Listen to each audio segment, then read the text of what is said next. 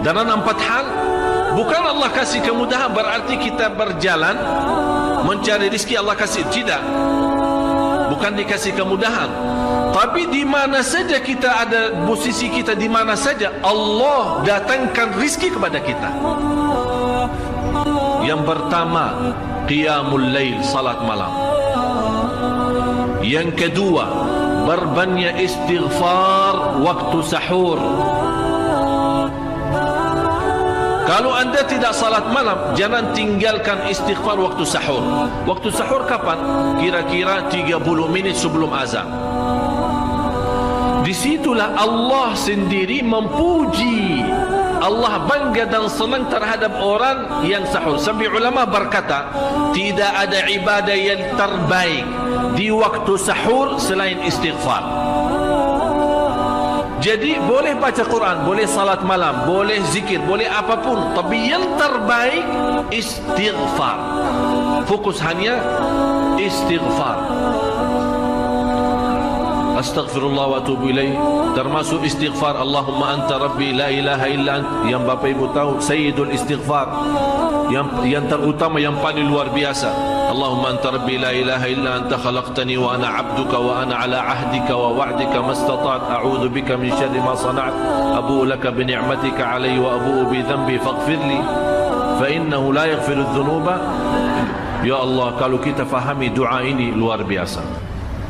Oleh karena itu kata Rasulullah, barang siapa yang membaca sayyidul istighfar, kemudian di malam hari dengan keyakinan dia meninggal habis baca istighfar, masuk surga. Masuk surga. Berarti ini salah satu doa yang menjaminkan dengan mudah masuk surga. Jadi 4 hal yang mendatangkan rezeki, bukan kita mencarinya, dia yang datang kemari. Apalagi saat mencari lebih mudah. Qiyamul lail, salat malam. Tapi dalam bahasa, mohon maaf Bapak Ibu, dalam bahasa Arab disebut qiyamul lail, bukan salat. Tapi kalau diterjemahan dalam bahasa kita salat. Tapi kenapa di situ qiyamul lail diberikan qiyamul lail? Qiyam artinya berdiri, berarti lama. Saking lama berdiri dikaitkan jadi qiyamul lail. Qumil laila ya ayyuhal muzammil. Apa terus? Qumil lail, berdirilah saat malam. Berdirilah, bukan salatlah malam, tidak, berdirilah malam hari. Itu dahsyatnya di situ berdiri. Qiyamul lail. Yang kedua, berbanyak istighfar. Yang ketiga, berbanyak sedekah. Sebenarnya bukan istilah berbanyak sedekah. Kadang-kadang orang bersedekah 100 juta, udah saya sudah bersedekah 100 juta. Bukan itu. Bukan yang dimaksud berbanyak sedekah itu dari sisi uang itu banyak atau sedikit, bukan. Yang dimaksud rahasia sedekah, ta'ahudus sedekah, istiqamah bersedekah. Istiqamah itu tidak menjadi masalah besar maupun kecil, itu tidak menjadi masalah. Karena bagi Allah tidak ada artinya besar maupun kecil, kita tidak memberikan kepada Allah, karena Allah Maha Kaya. Tapi rahasia sedekah itu kita terus menerus sedekah, siang pagi malam, siang pagi malam, pagi besok terus, minggu depan, tidak pernah berhenti. Setiap ada kesempatan selalu kita membawa sedekah. Itu namanya ta'ahudus sedekah. Ta'ahud kalau dalam bahasa sebuah janjian, seolah-olah kita ada kontrak kerjasama antara diri dan apa? Dengan sedekah. Itu kata ta'ahud, ahad, berjanjian.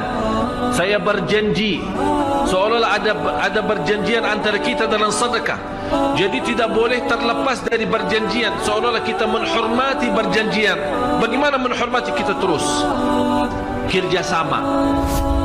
Kita beri, Allah ganti berkah sedekah. Kita beri lagi, Allah ganti masih terus. Kita beri, masih Allah terus ganti. Itulah dahsyatnya sedekah. Jadi Bapak Ibu, jangan nunggu hari tertentu, bulan tertentu, malam tertentu kita bersedekah. Jangan. Setiap kita merasa ada berita baik, ada berita maupun ada berita buruk yang menyakiti perasaan kita di rumah tangga kita, anak kita, suami kita, istri kita, apapun, langsung segera sedekah. Disitulah rahasianya. Ikatkan seolah-olah kita sudah membuat perjanjian antara diri dan sedekah dalam segala hal, hal senang maupun hal tidak, hal bahagia maupun hal sedih, hal bangga maupun hal lagi menghadapi kesusahan, kesulitan, selalu sehat dan sakit. Terus yang keempat, zikir, berzikir pagi hari dan sore hari. Berzikir pagi hari dan sore hari. Ini 4 hal Bapak Ibu. Berdiri malam hari, itu yang namanya tahajud, banjanya atau lamanya berdiri. Berbanyak istighfar waktu sahur. Yang ketiga, berbanyak sedekah. Sudah Bapak Ibu mengerti. Jadi istilah berbanyak sedekah bukan artinya harus banyak dari jumlah hitungannya, tidak. Yang keempat adalah berzikir di pagi hari maupun petang hari. Amman huwa qanitun ana al-laili sajidan wa qa'iman. Sajidan wa qa'iman. Jadi Bapak Ibu, saat kita berdiri lama, walaupun baca satu ayat, diulangi berkali-kali, walaupun baca surah pendek, tapi diulangi berkali-kali, tidak menjadi masalah. Bapak Ibu hanya hafal qulhu. Qulhu dibaca 3 kali, pahalanya seperti baca Al-Quran 30 juz. Ada seorang salih mengajak kawannya, sudah mendekati subuh, ayo bangun salat malam dan baca sepertiga Al-Quran. Langsung orang itu menjawab, bagaimana saya baca, sebentar lagi muazan. Bacalah qul huwallahu ahad. Salat malam dan qul huwallahu ahad. Jadi Bapak Ibu, yang saya harap, jangan mensusah fikir, ya Allah saya mau baca apaan. Tak usah susah fikir. Baca dan nikmati, yang penting nikmati bacaan. Walaupun qul huwallahu ahad setiap hari. Kalau kita pusing baca, Allah tidak akan pusing mendengar.